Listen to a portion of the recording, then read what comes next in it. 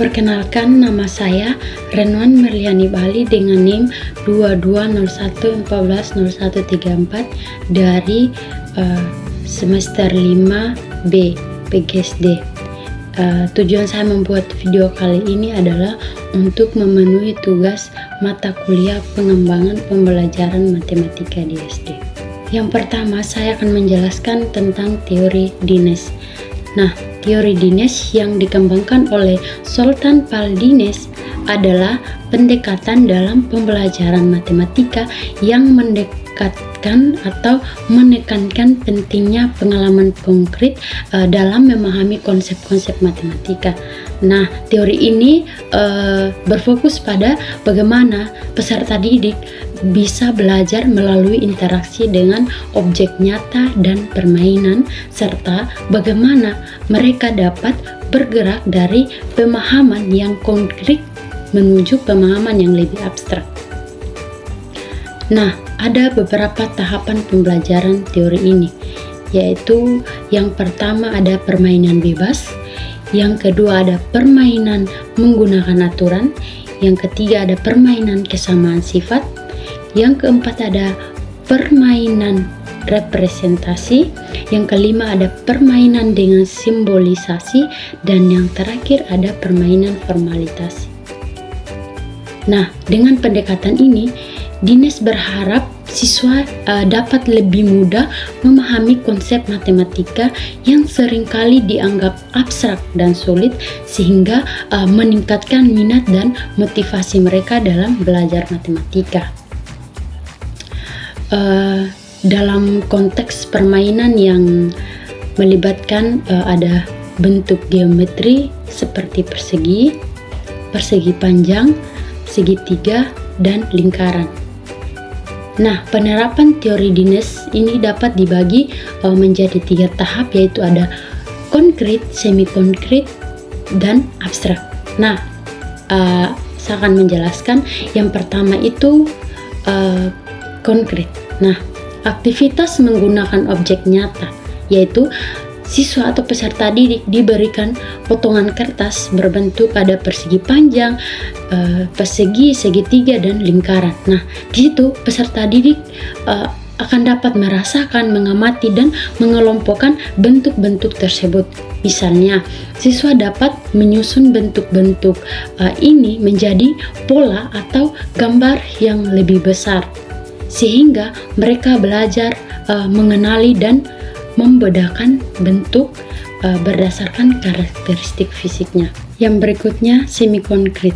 Nah, di tahap ini siswa mulai menggambar atau mempresentasikan bentuk yang telah mereka buat dengan objek nyata. Nah, mereka dapat menggambar persegi dan lingkaran untuk memahami sifat-sifatnya, seperti jumlah sudut dan panjang sisi dan lain sebagainya. Yang terakhir ada abstrak. Nah, pada tahap ini siswa lebih berfokus pada simbol dan konsep matematika tanpa bantuan objek fisik. Nah, di situ mereka akan dapat memahami dan menerapkan rumus atau prinsip matematika secara teoritis. Nah, menurut Dines, pembelajaran matematika harus dimulai dari tahap konkret, kemudian semi konkret, dan akhirnya abstrak.